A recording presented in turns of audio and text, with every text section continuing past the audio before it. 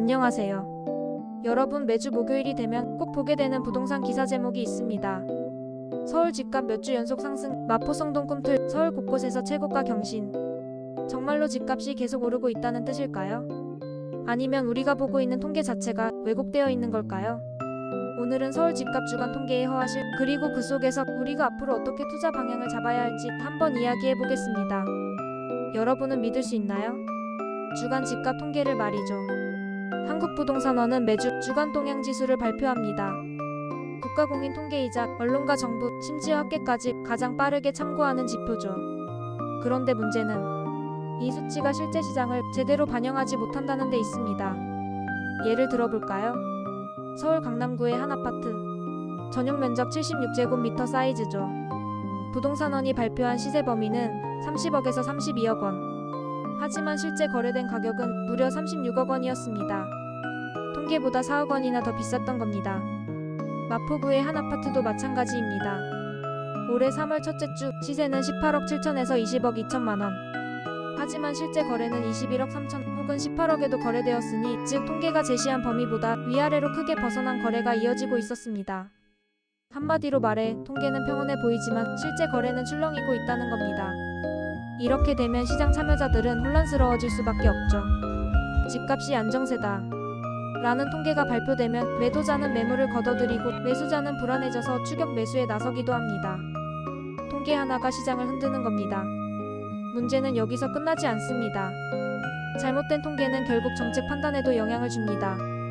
올해 초 오세훈 서울시장은 집값이 안정세에 접어들었다 라고 말했습니다. 그 근거가 바로 부동산원의 주간 통계였습니다. 이후 서울시는 강남 일부 지역의 토지거래 허가 구역을 해제했죠. 하지만 실거래 데이터를 보면 어떨까요?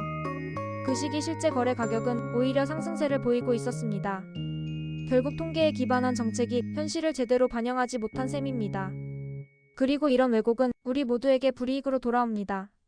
정책이 잘못 시행되면 시장은 더 불안정해지고 투자자는 더 큰 위험을 떠안게 됩니다. 그렇다면 왜 이런 문제가 생기는 걸까요? 부동산원의 주간 지수는 전국 3만 3천 가구를 표본으로 삼아 300여 명의 조사원이 조사하는 방식으로 만들어집니다. 문제는 거래가 없는 주간이 많다는 겁니다. 거래가 없으면 어떻게 할까요? 인근 아파트의 가격을 대신 끌어옵니다. 중개업소의 의견이나 호가도 반영합니다. 여기서부터 통계가 왜곡되기 시작합니다.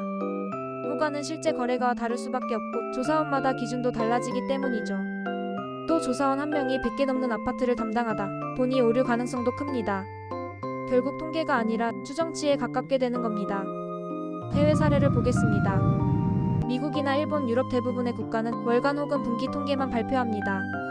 우리나라처럼 매주 집값을 발표하는 나라는 없습니다. 아파트는 매주 거래가 발생하지 않는데 주간 변동을 잡겠다는 시도 자체가 무리였던 겁니다. 매주 0. 몇 프로 움직이는데 그게 시장에서 엄청난 격차처럼 뉴스에서 나오고 있죠.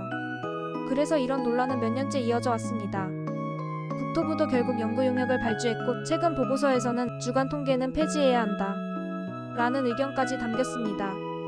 대안으로는 주기를 2주에 한 번, 즉 격주로 바꾸자는 제안이 나왔습니다. 또 전국을 대상으로 하지 말고 서울과 수도권, 광역시 등 주요 지역으로만 발표하자는 의견도 있었습니다. 한편에서는 주간 통계는 필요하다 라는 목소리도 있습니다. 시장의 수요가 여전히 많기 때문입니다. 만약 정부가 하지 않으면 민간 기업들, 예컨대 KB나 부동산 아리1사가 그 자리를 대신할 겁니다. 결국 정부는 정확성과 시의성 사이에서 고민하고 있습니다.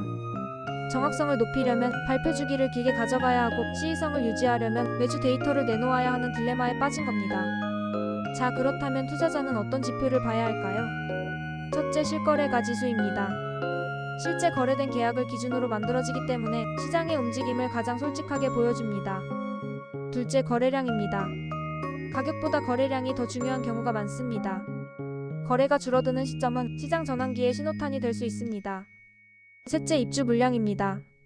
앞으로 들어설 아파트의 공급 계획이 수급을 좌우하기 때문에 꼭 체크해야 합니다. 마지막으로 금리와 유동성입니다. 집값은 결국 돈줄, 즉 시중 자금의 흐름과 직결됩니다. 유동성이 줄어드는 시기에는 어떤 통계도 상승세를 유지하기 어렵습니다. 앞으로 부동산 시장은 어떤 방향으로 흘러갈까요? 단기적으로는 주간 통계 착시 현상 때문에 집값 상승 심리가 이어질 수 있습니다. 언론은 몇 주 연속 상승을 반복 보도할 테니까요. 하지만 중기적으로는 공급 부담과 금리 압력이 시장을 누를 수밖에 없습니다. 특히 2026년부터 2027년 수도권 입주 물량이 본격적으로 쏟아질 경우 지금의 분위기와는 전혀 다른 상황이 전개될 수 있습니다.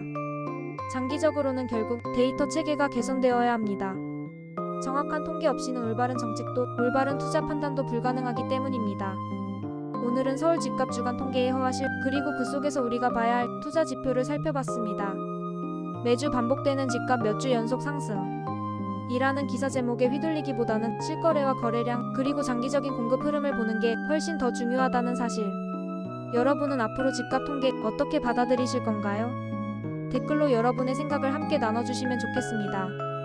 감사합니다.